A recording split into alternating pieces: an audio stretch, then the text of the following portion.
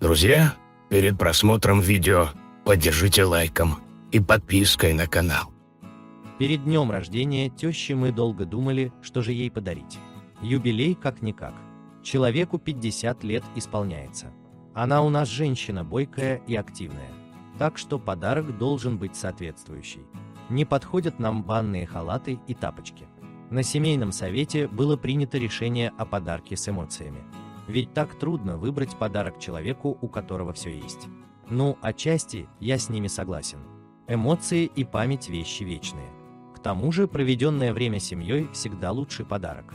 Мы работаем, дети заняты своими подростковыми делами, и времени уделить родным совершенно нет.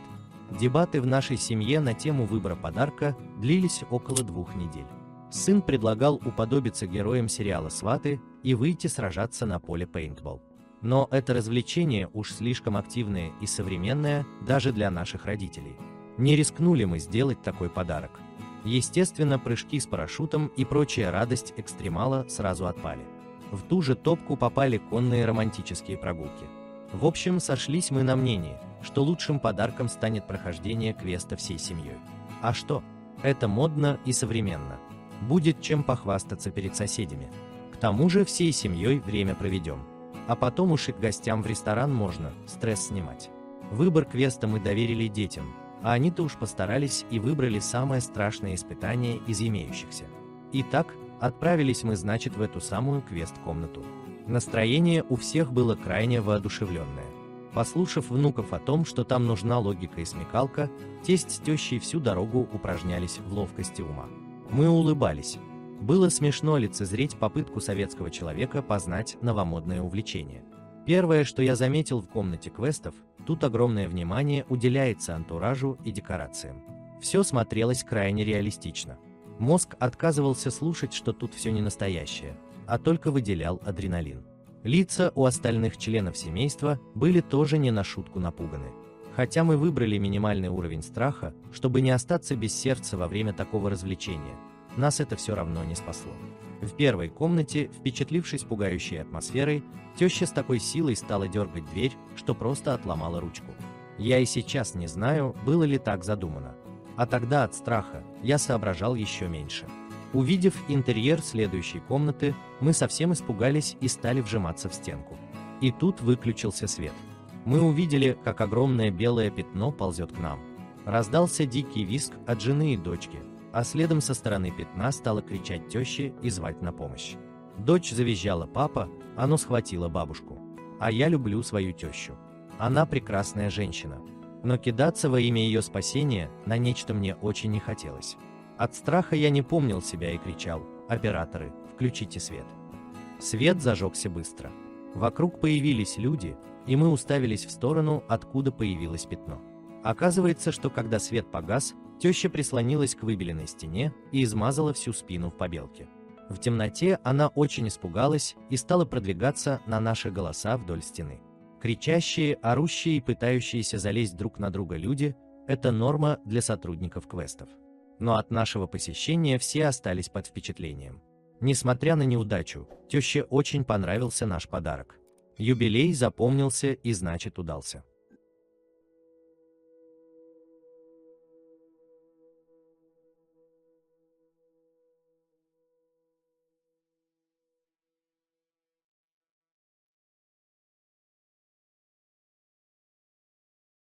All right, everyone's presentations are done.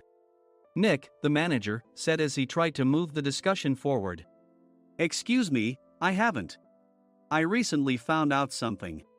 Nick interrupted me and began to speak. There's apparently someone in this department who didn't graduate high school and is just a part-timer. Meetings should be for employees only. Absolutely right. His lackey, Mike, of course, agreed with Nick. I'm leaving. After leaving the meeting room, I started to shut down my computer. I noticed that an email had arrived, not in my personal inbox, but in the company's shared email. Thinking, there's no point in speaking up, no one will listen, I went home quietly. The next day, I heard a commotion from Nick's desk. He was staring at his computer screen, his face pale. Nick? Is something wrong? Mike looked at the screen with him. And he turned even paler than Nick. Why is he so angry? Knowing the reason for Mike's distress, I thought to myself, serves them right. My name is Adam. My mother passed away when I was in the 9th grade, and I was raised by my father. Well, you could hardly call it being raised. After my mother passed, my father changed. He drowned his sorrows in alcohol, and though he still went to work, he squandered our living expenses on horse racing. Because of that, I had to start working part-time as soon as I entered high school. Every month, I went to the convenience store with bills in hand that couldn't be auto-deducted from my father's account. Even though I endured it because I didn't want to be alone, I reached my limit in my 2nd year of high school and dropped out. I found a live-in job at a distant inn. Thank you for everything. The day I left home, my father, still staring at the TV, spoke. Take care. That was our last conversation. Back then, 18 wasn't the age of majority, so I needed my father's permission to work, and I couldn't hide my place of employment. Yet, my father never visited me even once. I kept working just to survive, and before I knew it, I was 42. Years of hard work paid off, and I was transferred to the headquarters. I was thrilled to be recognized by the company, as I thought I'd be working in the field until retirement due to my lack of formal education. Listen up. Our work can change the future of our employees. Don't drag us down. On my first day after the transfer, Nick, dressed in an expensive suit, spoke sternly. There was a reason for this. Our inn was located in a prominent tourist destination, known so well that everyone in the state could sing its commercial jingle. At its peak, we had 5 locations within the state. But that was long ago. Due to financial difficulties and aging facilities, only the place where I had worked for many years and the original establishment remained. I was prepared to lose my job anytime, but now there was a glimmer of hope. With the rise of social media, the tourist area where the inn was located started gaining attention again. Depending on how hard the sales department, where I was transferred, worked, we could either thrive or be forced to give up this prime location to the new hotel chains continuously popping up. For Nick, who had switched careers from another industry to strengthen our sales, this was a battle he couldn't afford to lose. I understood why he had to be strict. I will do my best. Nick sneered at my enthusiastic declaration. Did you not hear what I said? I'm sorry. I thought I was listening carefully. Out of habit from years of customer service, I apologized reflexively, though I had no idea what had offended him. Someone was watching me with a smirk. In this department, there are those who are expected to excel and those who have been shoved here because they have nowhere else to go. You are the latter. It was Mike, the section chief. He's 7 years younger, at 35. But he was called to headquarters much earlier than I was and had been moving around within the headquarters ever since. I'm not jealous, but I can't accept that he's my boss. Graduating from a prestigious university, he has an unusually high pride and caused many problems as a newbie, making things very difficult for me when I was the front desk leader. When I found out Mike was transferred to the sales department a month before me, I was disheartened. Mike is right. With just a middle school diploma, there's not much you can do. Don't even think about achieving results. As if I didn't exist, Nick remarked, I'm thirsty. Mike eagerly ran to the coffee maker. It seems Mike is Nick's lackey. I regretted being happy about my transfer to headquarters, wishing I had stayed on site forever. Send a direct mail to every company on this list by the end of the day. Nick only assigned me tasks that even a new graduate could handle. What? There are over 1,000 companies. You want me to send to all of them by today? Yes, if you and your fellow misfits split the work, even those with nowhere else to go should finish by today. I glanced at the employees typing away expressionlessly.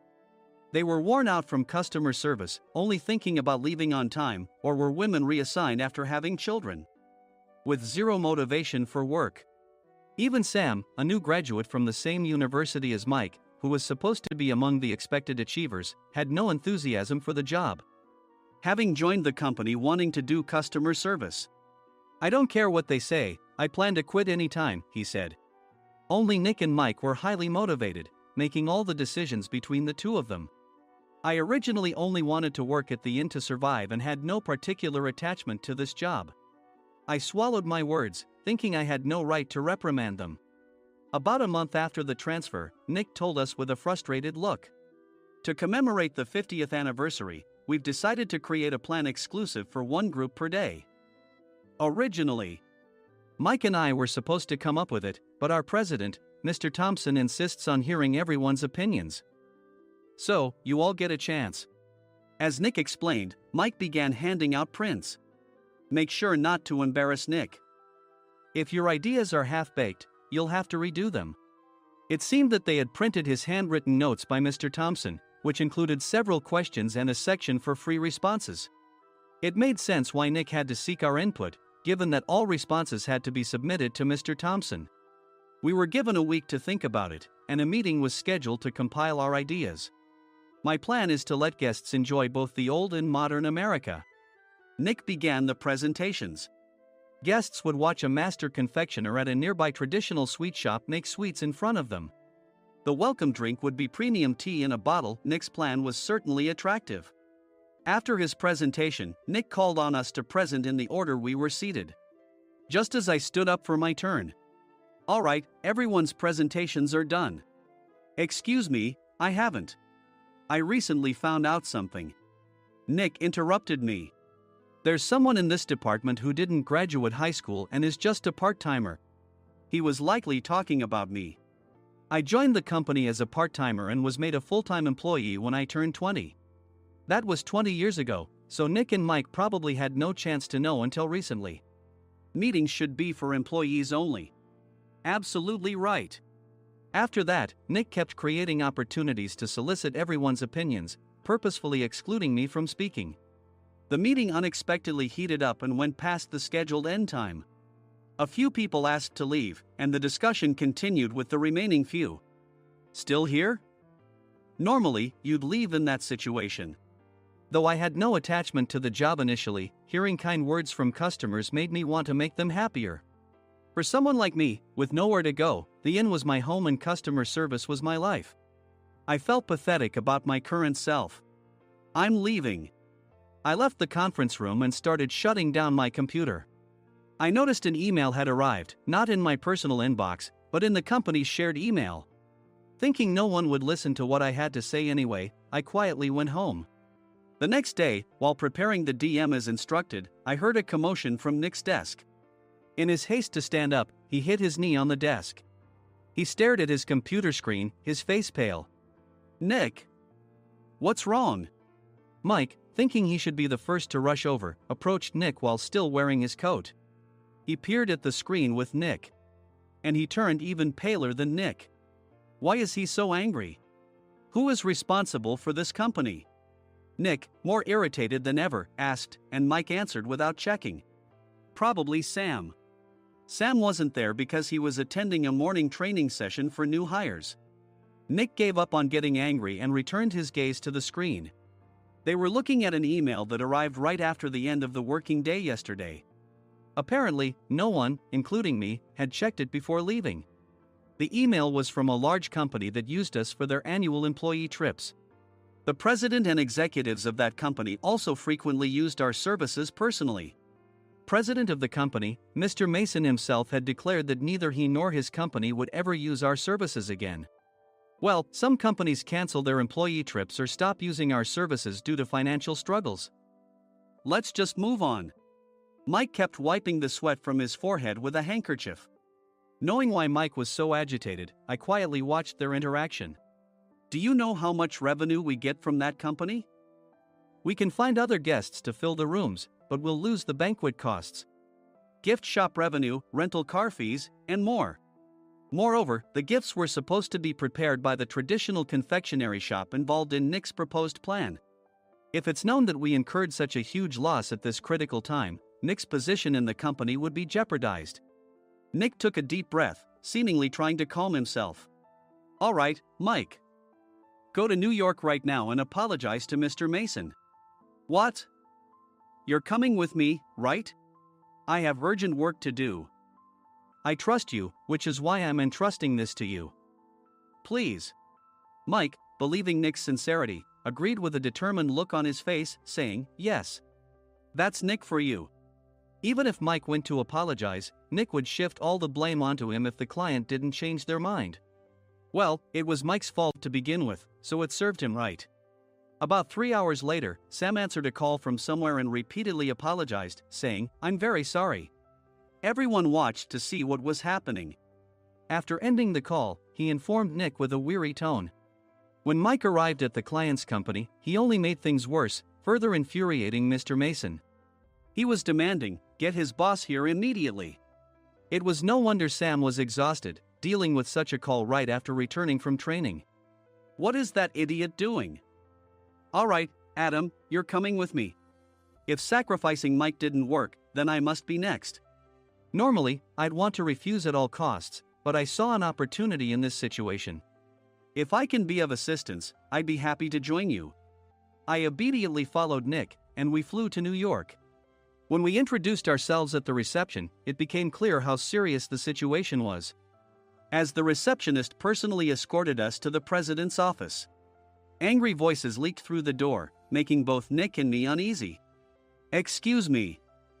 I'm Nick, the supervisor. I understand my subordinate has caused you trouble, and I deeply apologize."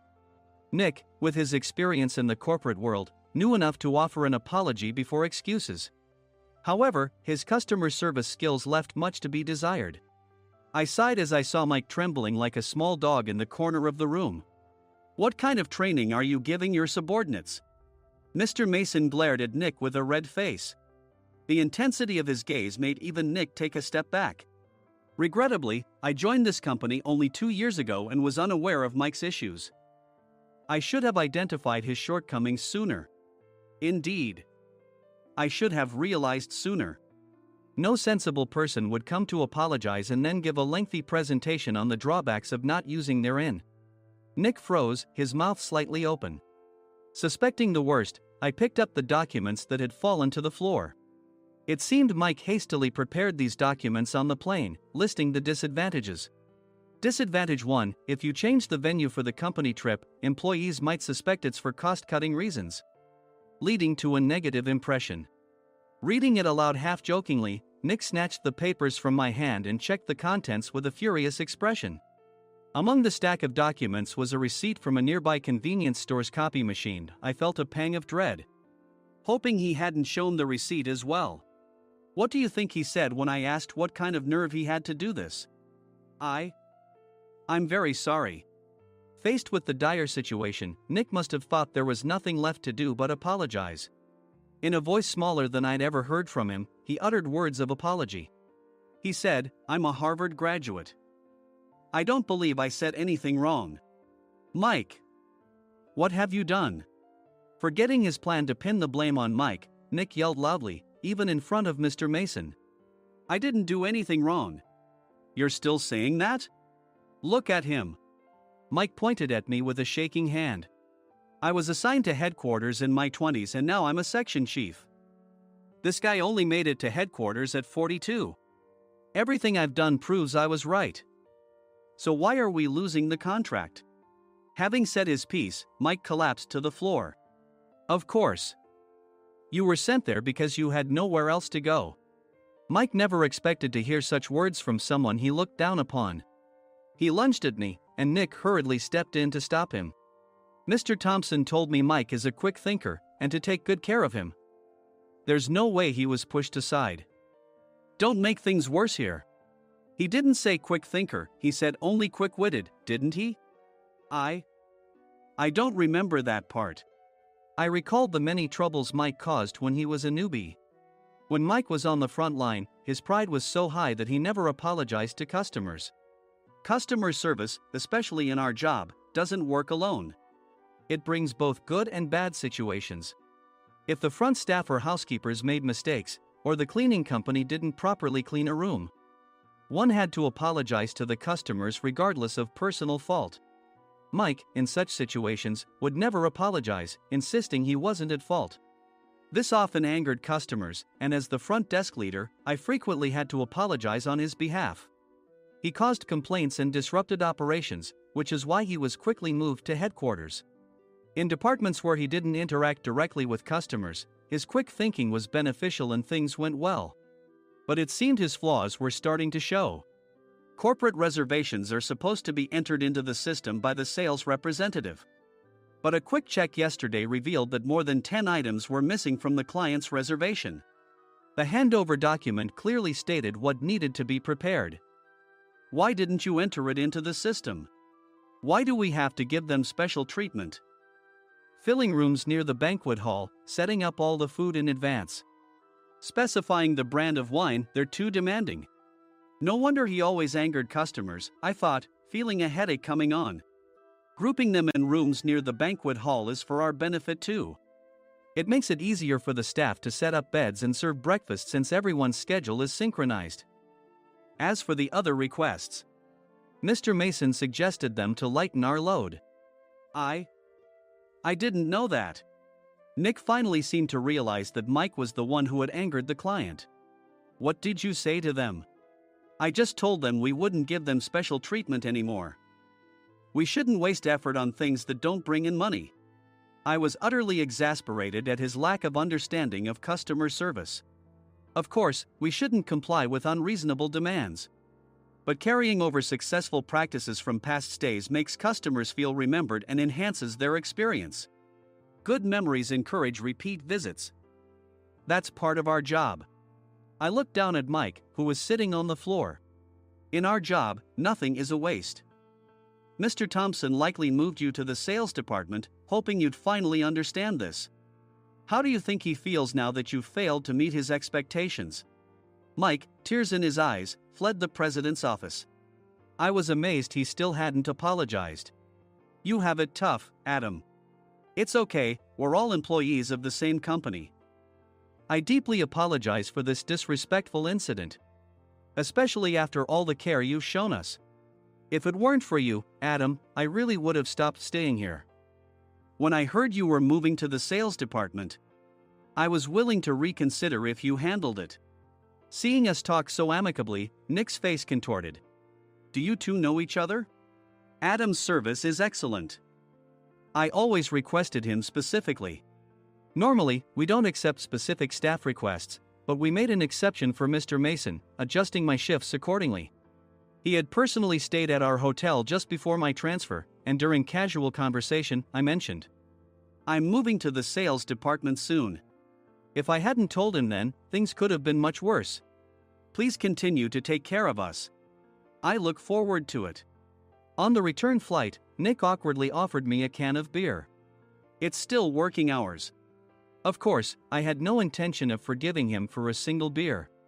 Nick might try to pin everything on Mike and avoid any consequences. While pondering this, a startling fact came to light. Nick, the tea bottles for the plan have arrived.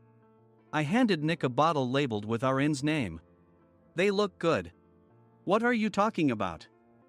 These are plastic bottles. I had assumed we would use the trendy, high-end bottling tea. But what arrived were ordinary plastic bottles of tea with customized labels. The only unique aspect was the label, which had the inn's name, making it look customized. Upon further investigation, I discovered that a substantial amount of money was set to be paid to the tea company. It was priced like bottling tea.